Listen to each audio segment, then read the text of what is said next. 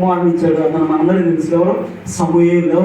సమూయేలు ఒక న్యాయాధిపతిగా, దేవుడు ఒక న్యాయాధిపతిగా, ఒక యాజకుడిగా, ఒక దీర్ఘదర్శి, ఒక రాజుగా మొత్తం 4 పోస్టులు అతనికి ఇచ్చాడు దేవుడు. చాలా గొప్పగా దేవుడు అతను ఎన్నుకున్నాడు సమూయేలు. మన జీవితంలో కూడా ఏదైనా సమస్య వచ్చినప్పుడు, ఏదైనా ఇరుకు వచ్చినప్పుడు, ఏదైనా ఇబ్బంది వచ్చినప్పుడు మనం పక్కన వాళ్ళకి చెప్పాల్సిన అవసరం లేదు, దేవునికి చెప్తే చాలు. ఫస్ట్ ఎవరికి చెప్పాలి? దేవునికి చెప్తే చాలు. ఆయనే చూసుకుంటాడు ప్రతి ఒక్కటి. నాకు ఏదైనా ప్రాబ్లం వచ్చిందనుకోండి, మొట్టమొదటిగా నేను దేవునికి చెప్తాను. రెండోది దైవజనుడికి ఫోన్ చేసి, నాన్న నా పరిస్థితి ఇది కొంచెం బాగాలేదు, ఇలా ఉన్నాయి, పరిస్థితులు కొంచెం తేడాగా ఉన్నాయి, కొంచెం ఇంట్లో ప్రాబ్లమ్స్ లేదు, ఏదో ఒకటి ఏదైనా సరే ప్రార్థన చేసి మొట్టమొదటిగా నేను ప్రార్థన చేసుకున్న తర్వాత దైవజనుడికి చెప్పి ప్రార్థన చేయించుకుంటాను. ఎందుకు అంటే మనకి ఏ పరిస్థితి వచ్చినా ఒకటి దేవుడు ఉన్నాడు, రెండోది ఎవరున్నారు? మన దైవజనులు ఉన్నారు. దైవజనులను మన దేవుని ఎలాగైతే మనం ప్రేమిస్తామో దైవజనులు కూడా మనం అలాగే ప్రేమించాలి. ప్రతి విషయంలో ఆయన చెప్పి మనం ముందుకెళ్ళడం మనకు చాలా అవసరం. దేవునికి ప్రతి మాట చెప్పి ఎలాగైతే మొదటి సమయంలో మొదటి అధ్యాయంలో ఉంటుంది. ఎవరు ఏం పేరు? హన్న. ఎవరు? హన్న. ఎవరికైనా భార్య అయినా హన్న. కొన్ని సంవత్సరాల నుంచి ఆమె బిడ్డలు లేరంట, కొన్ని సంవత్సరాల నుంచి ఆమె పిల్లలు లేరంట. దేవుని సన్నిధిలో మోకాళ్ళు వేసింది, దేవా నీ సన్నిధిలో ఉండి అడుగుతున్నానయ్యా, నాకు బిడ్డలు దయచే, ఒక్క మగ పిల్లలు దయచేస్తే నీ మందిరం అతని సేవకు చేస్తానని కన్నీళ్లతో కొన్ని సంవత్సరాల నుంచి విసుక్కోకుండా ప్రార్థన చేస్తూనే ఉంది. దేవుడు ఆ ప్రార్థన ఆలకించాడు. ఆ ప్రార్థన నాటిగా మనలోకి పాపం అనేది ఎంటర్ అయిపోతుంది. ప్రార్థన చేసేవాడు పాపం చేయడంట, పాపం చేసేవాడు ప్రార్థన చేయడంట.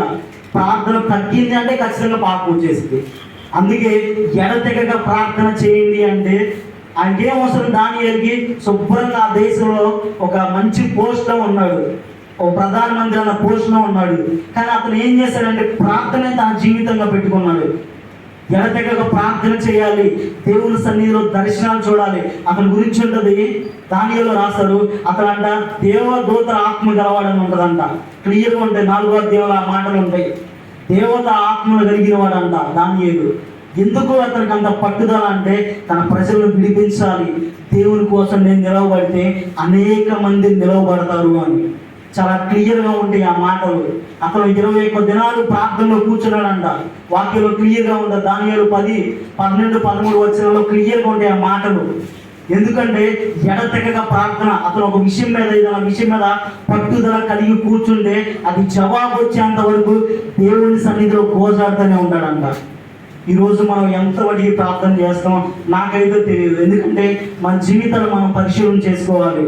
ఆల్రెడీ ఇక్కడ ఉన్న చాలామంది దగ్గర 40 ఏళ్ళు పైబడిన వాళ్ళు ఉన్నారు, 40 ఏళ్ళు కింద ఉన్న ఉన్నారు, 20 ఏళ్ళు ముందున్న వాళ్ళు ఉన్నారు.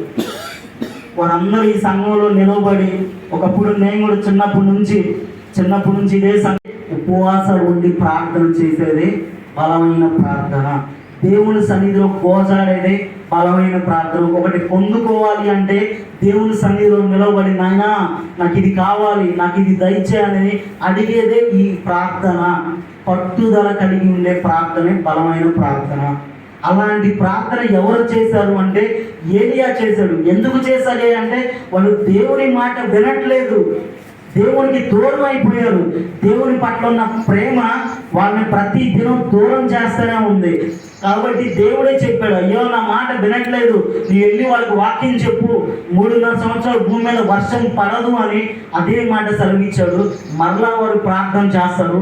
చేసినప్పుడు దేవుడు వాళ్ళ ప్రార్థన ఆలకిస్తాడని తెలిసే పొయ్యి ఊరకుండా 3.5 సంవత్సరాలు మోకాళ్ళేసి ప్రార్థన చేస్తానే ఉన్నాడు. దేవా నేను ఒక మాట చెప్పొచ్చాను, ఆ మాట నువ్వు నెరవేర్చాలి. లక్షల మంది ప్రార్థన చేస్తాడు, ఒక పక్క ఏలియా ఒక్కడే ప్రార్థన చేస్తాడు. ఇప్పుడు చెప్పిన దేవుడు ఎవరు ప్రార్థన ఆలకించాలి? అటు ప్రకారంగా లక్షల మంది ప్రార్థన ఆలకించాలి, ఒక్కడు ఆలకించాడా? లక్షల మందిని ఆలకించాలి. ఎందుకు? కొన్ని లక్షల మంది మొర పెడుతున్నారు. వాక్యం ఉంటుంది కదా, నా ప్రార్థన అంట ధూపంలోకి వెళ్ళిపోయిందంట. ఒకళ్ళు చేస్తే కొన్ని లక్షల మంది చేస్తే ఇంకెలా వెళ్ళిద్ది ఆ ప్రార్థన ధూపం? ఒకళ్ళు ప్రార్థన చేసిన దానికి 1% వస్తే 10 మందికి చేసిన దానికి 100% వచ్చిందంట. కానీ ఒక్కడే చేస్తున్నాడు. ఆ లక్షల మంది ఆ ఒక్కడితో సమానం. ప్రార్థన శక్తి ఎలా ఉండాలి? 10 మంది చేసిన, 1,00,000 మంది చేసిన మన ప్రార్థన ఎలా ఉండాలంటే పట్టుదల కలిగి ఉండాలి. ఒక్కసారి మోకాళ్ళు వేసామంటే దానికి జవాబు వచ్చేంత వరకు ప్రార్థనలోంచి లేవకూడదు. అలాంటి కృప దేవుడు నాకు ఇచ్చాడు. నేను ఎంతగానో సంతోషిస్తాను. ఒక విషయం మీద నేను కూర్చున్నాను, దేవుని పట్ల ఒక దగ్గర నేను అడిగానంటే, మోకాళ్ళు వేసానంటే అది జవాబు, అది దేవుడు నాకు ఇస్తాడా ఇది కూడా. ఈ రెండు విషయాల మీద కూర్చొని ప్రార్థన చేస్తూనే ఉండాలి.